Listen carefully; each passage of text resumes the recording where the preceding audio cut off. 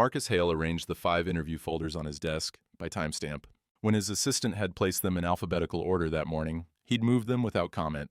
9 Hongguang a.m., 10 Hongguang a.m., 11 Hongguang a.m., 1 Hongguang p.m., 3 Hongguang p.m. The sequence mattered. Predictability eliminated variables. He checked his watch. 8:47 a.m., 13 minutes. The operations coordinator position had attracted 42 applicants. HR had narrowed it to 5. Marcus would narrow it to 1 by end of day. The role required someone who could navigate pressure without creating it, difficult to assess in a 40-minute conversation, but he'd developed a system over 12 years of hiring. Most people revealed themselves in the first 8 minutes. The rest was confirmation. His assistant knocked. "Your 9 o'clock is here." "Give me 2 minutes." He opened the first folder. Laura Bennett. 7 years with Morrison Logistics. 3 reference letters, all from direct supervisors, no employment gaps. The resume was clean in a way that suggested either exceptional stability or exceptional necessity. At 9 o'clock a.m. exactly, he stood and opened his door. The woman waiting in the lobby didn't adjust her posture when she saw him. Most candidates straightened, smiled, prepared their opening impression. Laura Bennett simply looked up and stood. She held a folder in one hand, her other hand empty at her side. "Ms. Bennett." "Mr. Hale." He stepped back. She entered his office and sat in the chair across from his desk without hesitation. No glancing around the room, no commenting on the view. She placed her folder on her lap and waited. Marcus returned to his seat and opened her file again. Though he'd already reviewed it, the silence stretched for 10 seconds. Some candidates filled it with nervous conversation. Laura Bennett waited. "Tell me about your current role." "I coordinate shipment schedules and resolve delivery conflicts. I've worked there 7 years. Then what made you apply here?" She paused. Not the practiced pause of someone formulating strategy, but the pause of someone weighing honesty against safety. "I need stability for my daughter. That's my vision." Marcus wrote something on the notepad, then crossed it out with a single line. He set his pen down, perpendicular to the folder instead of parallel, then picked up the next question sheet. "How do you handle high-pressure situations?" "I'm used to enduring." No elaboration, no anecdote, just a statement. He looked up. She was watching him without performance, without the rehearsed engagement most candidates deployed. Her eyes held exhaustion that looked permanent, the kind that accumulates over years rather than weeks. "Walk me through your approach to conflicting priorities." She answered clearly, no corporate language. When she finished, she didn't add unnecessary detail, just stopped. His assistant knocked, a routine scheduling confirmation. Marcus glanced at the clock. The interview had been running 4 minutes long. He nodded to his assistant, who stepped back out. "How do you measure success in your work?" "When things don't escalate." He'd never heard that answer before. Usually candidates spoke about metrics, growth, innovation. Laura Bennett defined success as the absence of crisis. "Do you have any questions for me?" Most candidates asked about company culture or growth opportunities. Laura Bennett looked directly at him. "How long do people usually stay in this role?" Marcus paused. 14 months average? High turnover?" She nodded. Didn't write it down, didn't ask why. Just absorbed the information. His assistant returned, hovered in the doorway. Marcus's hand stopped mid-reach toward his pen. The assistant stepped closer and whispered. Marcus's expression didn't change. He set both hands flat on his desk. "Let's continue," he said.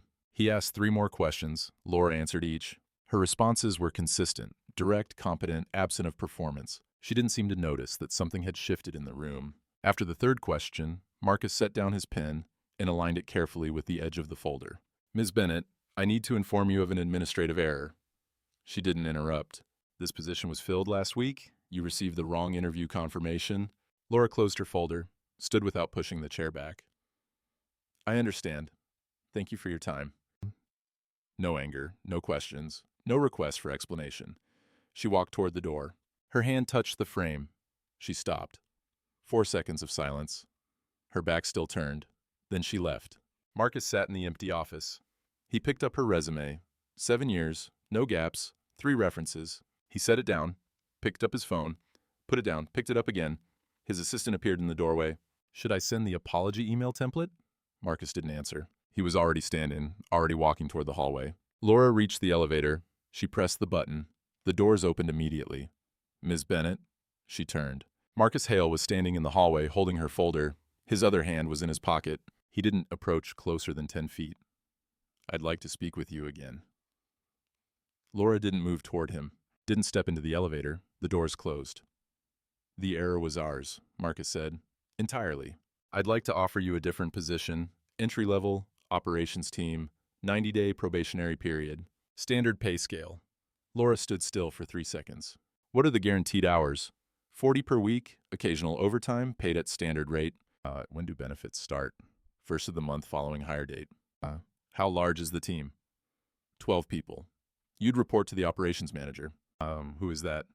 David Chen, 7 years with the company. Laura looked at the elevator, then back at Marcus. I accept. Marcus exhaled, not visibly, just a slight drop in his shoulders.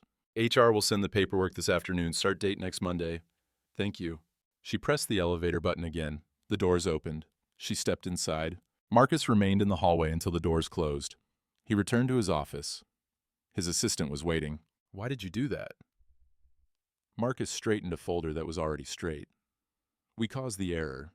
We cause errors every week. We don't usually create positions. I know. You're setting a precedent. Marcus sat down, opened his laptop. I know. His assistant left. Marcus pulled up the operations team budget. There was no line item for an unplanned hire. He'd have to reallocate from his executive discretionary fund. He approved the transfer, then closed his laptop without shutting it down properly, the first time in 3 years. That evening, Marcus reviewed personnel files until 8 p.m. When he finally left the office, the hallway lights had already switched to night mode. In his car, he sat for 2 minutes before starting the engine. He'd corrected an administrative error. Standard protocol would have been a polite email and a small gift card. Instead, he'd created a position. His phone showed 17 unread emails. He responded to none of them. At home, he microwaved leftover takeout and ate standing at the kitchen counter. Through the window, he could see his neighbor's house, lights on in every room, children visible in the yard earlier that afternoon. He'd lived here 4 years and had never learned their names. He threw away the takeout container and went to bed. Laura Bennett's pause at the doorframe had lasted 4 seconds. In that silence, he'd seen something he couldn't name. Not desperation, not calculation, just acceptance of a reality where systems failed and people absorbed the cost. He'd built his career on systems that eliminated that kind of failure. And today, his system had created it. Monday morning, Marcus arrived at 6:30 a.m. By 7:45 a.m., HR had processed Laura's hiring paperwork. At 8:50 a.m., his assistant confirmed, Bennett is here, David's taking her through orientation. Marcus didn't leave his office to observe. He opened his email and began his normal work. But at 10:30 a.m., when he stood to refill his coffee, he walked past the operations floor instead of using the executive kitchen. Laura Bennett was sitting at a shared desk near the windows, listening to David Chen explain the scheduling software. She took notes in a small notebook, nodded occasionally, didn't interrupt. Marcus continued to the break room, refilled his coffee, and returned to his office. At 11:15 a.m., his assistant knocked. The VP wants to know about the Bennett hire. Should I send the standard new hire notice, or does this need explanation? Marcus considered. Standard notice, no exceptions. Even though, standard notice, his assistant left. Marcus opened Laura Bennett's file one more time, looked at it for 30 seconds, closed it, filed it alphabetically with the other operations team members. At 5:00 p.m., he saw her leave the building from his window. She walked to a 10-year-old Honda in the parking lot, checked her phone once before starting the car, drove away without looking back at the building. Marcus worked until 7:30 p.m. When he finally left, the operations floor was dark except for the emergency exit signs. The precedent had been set. Now he'd find out whether it had been justified. Laura Bennett arrived at 8:00 a.m. every day. Never 7:45 a.m., never 8:05 a.m. She worked at the shared desk near the operations floor windows and kept her workspace clear. No photos, no plants, no personal items except the small notebook she'd started on day 1. When David Chen introduced her to the team, she asked each person one question about their role, remembered every answer. On day 3, a scheduling conflict erupted between shipping and receiving. 2 department heads argued in the corridor, voices rising. David Chen was in a meeting. The junior staff looked at each other, uncertain. Laura stood, walked over. What do you need, not what do you want? Both departments answered. Laura suggested adjusting the delivery window by 2 hours and consolidating 2 shipments. It was implemented. She returned to her desk. From his office, Marcus saw the interaction. He wrote a note on a pad of paper. Bennett, conflict resolution, unsupervised, and then left the note on his desk instead of filing it. On day 7, a critical shipment was stuck in customs. The team escalated to management. Management began drafting an escalation to Marcus. Before the email was sent, Laura made 3 phone calls. 1 to the customs broker, 1 to a secondary supplier, 1 to the client. 90 minutes later, the crisis was resolved. Marcus found out only when his assistant mentioned, operations handled that customs issue. They didn't need you. Marcus opened Laura's file. The performance notes section was empty. The 90-day probation didn't require documentation until day 45. He closed the file, opened it again, stared at the blank performance notes page, closed it. A senior manager asked Laura's opinion in a meeting about process improvements. She gave a 2-sentence answer. The manager implemented it without crediting her. After the meeting, a colleague approached Laura. "Aren't you going to say something?" Laura shook her head. It doesn't matter who said it. That night, Laura checked her bank account. She was 2 weeks from positive cash flow. The first paycheck would arrive in 6 days. If the probation failed for any reason, she'd be back to zero. She closed her laptop. Anna was already asleep, still wearing her school clothes because Laura had fallen asleep before helping her change. Laura covered her with a blanket, then sat on the edge of the bed. Anna stirred. "Do we get to stay here?" "I don't know yet." "But you're working really hard." Laura adjusted the blanket. "Sometimes that's not enough." Anna accepted this and went back to sleep. Marcus's executive assistant mentioned casually during a scheduling review, "Operations has been running smoother lately." "How so?" "Fewer escalations coming up, things getting handled at lower levels." Which department?" "Coordination, since that new hire started. The interview mix-up one." Marcus didn't respond. But that evening, he pulled Laura Bennett's file for the third time, stared at the empty performance notes section, added one line, "Probation review, day 45. Then he filed it and went home. Day 45. The senior VP called a leadership meeting. Reviewing exception hires this quarter. Marcus read the agenda and understood immediately. Laura Bennett's hire had been flagged. The meeting was scheduled for 2. Marcus spent the morning preparing his defense, then realized he had no formal metrics. He'd been observing, not measuring. At 2 p.m., he entered the conference room. The senior VP sat at the head of the table. The HR director sat to her right. 2 other department heads filled the remaining seats. "Let's start with the Bennett case," the VP said. "Marcus, walk us through it." Marcus explained the interview error, factually, no emotion. "And the corrective hire, was that policy?" "No, it was judgment." "Based on what metrics?" Silence. Marcus set his folder on the table. "I don't have formal metrics yet. Operations reports fewer escalations. Resolution times are faster. No complaints from her direct supervisor." "That's anecdotal." "Then I'll get you data. Give me 2 weeks." The VP considered. 2 weeks? If the data doesn't support it, we'll need to discuss next steps. Marcus left the meeting and returned to his office. He opened his laptop and began drafting performance metric requests for David Chen. At 3:15 p.m., his assistant sent a calendar invite to Laura Bennett. Performance discussion, 30 minutes. Friday, 10 and 12 a.m. No context, just the meeting invitation. That same afternoon, Laura received the calendar notification. She stared at it for 10 seconds, then accepted the invitation without asking HR for clarification. At her desk, she opened her notebook and reviewed her work log for the past 6 weeks. Shipment conflicts resolved, 17, projects completed, 11, escalations prevented. She'd stopped counting, but she didn't know what metrics they measured. At 5:00 p.m., she packed her bag and left. In her car, she sat for 8 minutes before starting the engine. Anna was at after-school care, pickup deadline 6:00 p.m. She had 40 minutes. She started the car and drove. Days 46:50. Marcus spent 10 days doing something he'd never done. Qualitative interviews with Laura's teammates. What's changed since September? Who resolves conflicts now? Have escalations decreased? The answers were consistent. Yes, Laura, quietly. How does she do it? No one could explain. She just knows what to ask. Marcus compiled the responses into a document, then tried to convert the observations into metrics. The translation felt inadequate. Laura's parallel experience. Over the same 10 days, Laura stopped personalizing her workspace. She kept her bag packed and ready. When a colleague invited her to a team lunch, she declined. You always have things to finish. Laura didn't respond. At home, Anna noticed. You're folding the blanket again. Laura looked down. She'd folded and unfolded the same blanket 3 times. She set it down. Are we going to move? I don't know. Is it because of your job? Maybe. Anna picked up her crayons and started drawing. After 5 minutes, that's not fair. Laura didn't argue. No, it's not. Day 60. Laura saw the performance discussion reminder notification. She closed her laptop, sat in her car in the parking lot for 8 minutes before driving home. She didn't cry, didn't panic, just sat.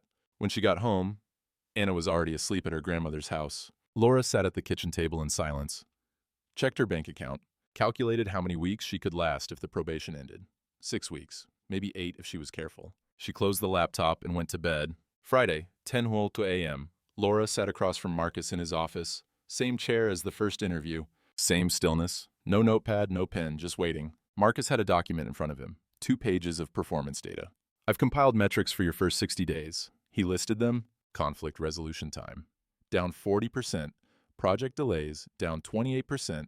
Team escalations, down 35%. Voluntary turnover, in your unit, 0. Laura listened. Didn't react, didn't smile. Marcus set down the document. Every metric supports making your position permanent. Then why did you need 2 weeks to gather them? The question cut through the procedural safety of the meeting. Marcus stopped. This was the question he'd been avoiding. Because I made the decision before I had the data. Silence. Why? Marcus looked at the document in front of him, then set it aside. Because watching you leave felt wrong, and I've built my career on systems that prevent wrong feelings from mattering. But the system created the error, and the system would have let you walk out. So I broke it. And Laura looked at her hands. Systems fail people like me every day. No one usually notices. And I noticed because you didn't fight. Everyone else would have argued, demanded compensation. Threatened reviews, you just accepted it. And I realized he stopped. Realized what? That accepting unfairness isn't strength, it's exhaustion. And I just added to it. Laura's posture didn't change, but something in her face shifted. I have a 6-year-old daughter who's moved 4 times in 3 years. I don't have the luxury of fighting every battle. I have to choose which ones I can win, and the statement sat between them. Marcus opened a different folder. I'm offering you a permanent position. Team lead for operations coordination, effective immediately. Laura didn't react for 5 seconds. Then, why team lead? I've been here 60 days. Because you've been leading since day 3. We just weren't calling it that. What about the people who've been here longer? They'll report to you. Laura considered this. I accept, on one condition. Marcus waited. I need to leave by 5 p.m. 3 days a week, non-negotiable, and a school schedule. Marcus's entire management philosophy was built on availability equals commitment. Leadership stayed late, showed dedication through hours. Laura was asking him to formalize the opposite. 5 seconds of silence. Agreed. Laura stood, extended her hand. Her hand was cold. The handshake lasted 2 seconds. She withdrew. As she reached the door, she stopped, didn't turn around. You said watching me leave felt wrong, but you were going to let me leave anyway, until I stopped at the door. She exited before Marcus could respond. Marcus sat alone in his office. He looked at the performance document, then at the blank space where Laura had just been standing. She was correct. He had been going to follow protocol, apologize politely, move on. That 4-second pause at the doorframe, that was what had broken him. He opened his laptop, pulled up the hiring protocol documentation, stared at it, then opened a new document, system audit, what we don't measure. He began typing, stopped, deleted everything, started again, interview process review, error prevention analysis. He typed for 40 minutes, then sent the draft to HR with a note. Please review. I want to know how many other errors we've made. Monday morning, Marcus's assistant sent the internal announcement. Effective immediately, Laura Bennett has been promoted to Operations Coordination Lead. Standard corporate language. No explanation. The operations team received the email at 9:03 a.m. Mitchell Santos, 3 years with the company, twice passed over for promotion, read it at his desk. Calculated, Laura had been there 60 days. He didn't email HR, he raised it publicly. Tuesday, team meeting. David Chen was leading the weekly operations meeting. Laura sat near the back. Mitchell sat across from her. I have a question about the new team lead structure. Mitchell's voice was calm. How does someone with 60 days of tenure qualify for a leadership role? The room went quiet. David looked uncomfortable. That's a question for senior management? I'm asking the team lead. Laura looked at Mitchell. That's a fair question. I'll prove the answer. That's not an answer. No, it's not. But it's the only one I have right now. The meeting continued, but the tension remained. That evening, Laura folded laundry, folded a blanket, unfolded it, folded it again. Anna was watching. You're doing the blanket thing. Laura stopped. What thing? The folding. You always do it when you're worried. Laura set the blanket down. I don't know if I can do this job, but you're already doing it. Laura didn't respond. Anna was right, and that made it worse. Marcus's parallel evening. Marcus received a summary from his assistant. Some tension in today's ops meeting. Might want to follow up. About what? Bennett's promotion. Someone questioned the timeline. And Marcus's immediate instinct. Shut it down. Send a memo. Defend the decision. But he stopped himself. Defending Laura publicly would undermine her authority. It would confirm she needed rescue. He chose silence. It was the right decision. It was also cruel. Thursday. Mitchell sent a formal email to Marcus, CCing HR. I am requesting executive review of the recent promotion of Laura Bennett to operations lead. The decision appears to bypass standard progression protocols and creates concerns about equity in advancement opportunities. I would like clarification on the criteria used for this decision. HR responded internally to Marcus, and we need to respond within 48 hours per policy. Do you want a draft or should we? Marcus stared at the email. His correction of the interview error had created a new systemic problem. Laura was now a target because he'd tried to protect her. He closed his laptop, opened it, closed it again, then drafted a response to HR. Schedule a leadership team meeting. I'll present a 90-day impact analysis. Data only. That same evening, Laura received a calendar invite. Leadership team meeting, operational performance, review. She was listed as optional attendee. She didn't know Marcus was presenting her work. She assumed it was about the complaint. She accepted the invitation. Then she sat at her kitchen table, staring at nothing. Anna's drawing, The House with Too Many Windows, had been in her bag for 2 months. That night, Laura taped it to her monitor at work. If this failed, she wanted to remember why she tried. The meeting, the leadership team assembled at 2:00 p.m. Senior VP, HR Director, 3 department heads, Mitchell Santos and Laura Bennett. Marcus stood at the front of the room with a presentation loaded. Operational performance analysis, September 1st, November 30. No names, no photos, just data. He displayed metrics. Conflict resolution time, 6.2 hours average, 3. 11 hours, 40% reduction. Cross-department escalations, 23 per month, 15 per month, 35% decrease. Project. Deadline misses, 18 per quarter, 13 per quarter, 28% improvement. Voluntary team turnover, 2 departures. Previous quarter, 0, current quarter. Client complaint, volume, down 22%. The senior VP leaned forward. What changes were implemented? Process modifications, communication restructuring, and a shift in leadership presence. Mitchell spoke. We didn't change managers. Correct. We changed how leadership functions. But Marcus advanced to the next slide, a timeline showing the implementation dates of each change. Every change dated to mid-September. These results reflect the work of one person, Laura Bennett, promoted after 60 days because the metrics justified it before the timeline did. The room shifted. Several people looked at Laura. She sat motionless, eyes on the table. The senior VP turned to her. You implemented these changes? Laura looked up. I didn't implement anything. I just did what made sense. Mitchell. That's not a strategy. Laura met his eyes. No, it's not. I don't have a framework. I just listen to what people need and try to figure out how to give it to them. I'm a department head, older woman, quiet until now, spoke. That's called leadership. As Marcus continued. Mitchell's email raised a valid concern, equity and advancement. So I've asked HR to audit our promotion criteria, not to justify this decision, but to identify what we're not measuring. The HR director looked surprised, but nodded. We'll have preliminary findings in 2 weeks. Marcus looked directly at Mitchell. You were right to question the timeline. The system should be transparent. This audit will make it more so. Mitchell nodded, didn't apologize, but didn't escalate. The senior VP closed her folder. This data is substantial. I'm satisfied. Laura, do you have anything to add? Laura shook her head, then stopped. I know 60 days is fast. If I'd been in Mitchell's position, I'd have asked the same question. Mitchell looked at her. That acknowledgement landed differently than Marcus's data. The meeting ended. After, Marcus and Laura were the last to leave the conference room. You didn't have to validate his concern, Marcus said. Yes, I did, because he wasn't wrong to ask. Marcus paused. You just made it harder for anyone to question you again. No, I made it easier for them to talk to me. And that afternoon, facilities approached Laura. We're moving you to a windowed office. You're no longer in the open workspace. Laura didn't ask why. When? Tomorrow. Laura looked at Anna's drawing on her monitor, took it down, folded it carefully. The next day, Mitchell sent an email directly to Laura, no CC. I still think the timeline was fast, but the data doesn't lie. Good work. Laura read it, didn't respond immediately, just closed the email. That evening, Anna asked, did we get to stay? Laura, first time saying it aloud, yes. 3 months later, February, Laura's new office had one window overlooking the parking lot, small but real. Anna's drawing was taped to the wall. A plant sat on the windowsill, alive, not thriving but maintained. Laura was reviewing a quarterly report. Her door was open. 2 team members hovered in the hallway. Come in, Laura said without looking up.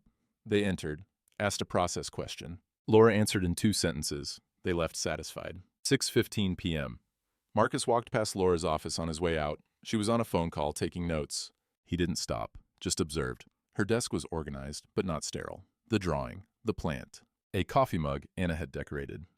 Leadership through presence, not authority. He continued to the elevator. 6:30 p.m. Laura was still working when Marcus came back for a file he'd forgotten. He passed her office again. She'd taken off her blazer, glasses on, a detail he hadn't seen before. He paused in the doorway. "You're here late." "Project deadline." "Do you need support?" "No, just need time." Silence. Not awkward, just present. Marcus noticed the drawing. "Is that your daughter's?" "Yes, she drew it the day I interviewed here, before the mistake." "Why so many windows?" Laura looked at the drawing. "She said houses should let light in." Marcus didn't respond with philosophy, just, "She's right." He left. Laura returned to her report. That night, Laura's home. Anna was coloring at the kitchen table. Laura made dinner, pasta, pre-made sauce. Normal. "Are you going to keep working late?" "Sometimes, not every day." Do we have to move again?" Laura set down the pot. "Not right now, but if we do, we'll figure it out. No promises of forever, no guarantees, just we're okay today." Anna accepted this, returned to coloring. The next morning, Marcus's office. He reviewed the HR audit results. The findings confirmed what he'd suspected. Promotion criteria, overweighted tenure, underweighted impact. HR director via email. "The audit suggests we revise our advancement metrics. Should we schedule a working group?" Marcus typed, "Yes. Include Mitchell Santos and Laura Bennett in the group." Paused. Added, "And make sure we're measuring what actually matters." 2 weeks later, 5 p.m., Laura packed her bag, one of her contracted early leave days. "A newer colleague? You're leaving already?" "Yes." "Must be nice." Laura paused. "It's in my contract." She left without apologizing. Marcus's window. He saw Laura walk to her car. She didn't look back at the building, didn't check her phone, just got in and drove away. Marcus watched until her car exited the parking lot, then returned to his desk. True leadership isn't control, it's knowing when to step back. He didn't say it aloud, just returned to work. Final scene, Laura's car. Anna was in the back seat talking about school. Laura listened without interrupting. "Can we get McDonald's?" "Not today." "Okay." No conflict, no drama. Just a normal evening. Laura merged onto the highway. The radio was off. Anna hummed something from music class. In the rearview mirror, Laura could see her daughter drawing in a notebook. Another house. This one had fewer windows. Laura didn't ask why, just drove home.